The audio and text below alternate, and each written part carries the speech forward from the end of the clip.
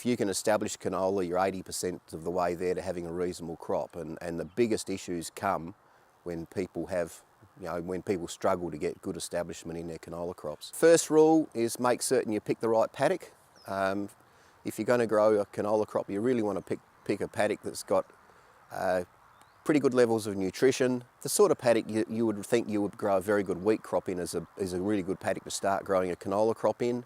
Weeds aren't a huge issue with establishment, but if you've got a relatively weed-free paddock, that's obviously a better option than if you're really pushing canola into quite weedy paddocks. We're growing canola after pasture as the first crop because it's a really good cereal disease break crop, or we're growing it after a legume. Now a lot of people are growing canola after a wheat crop because they're getting much better broadleaf weed control in their wheat crop. You really need to make certain you don't have too much stubble there with your canola crop to make certain that you do help it get out of the ground as well as you can.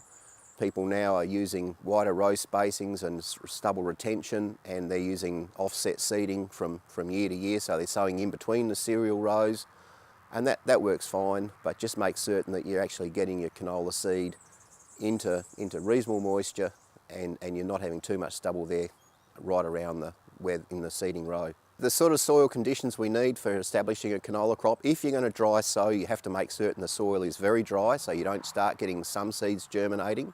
A lot of people now do dry sow their canola, and I've got no major problem with that, but you're really relying on having a decent rain coming to get a germination. If you sow when there's only partial moisture there, you're going to start some seeds germinating and others not.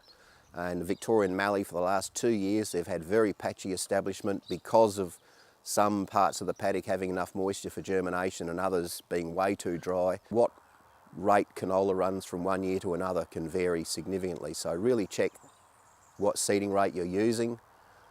Sow, if you can, into good moisture at about 1 to 2 centimetres deep, and really keep a good eye on insect pests and other pests on the crop as it's coming up, because it's very easy to lose a canola crop from something incredibly simple.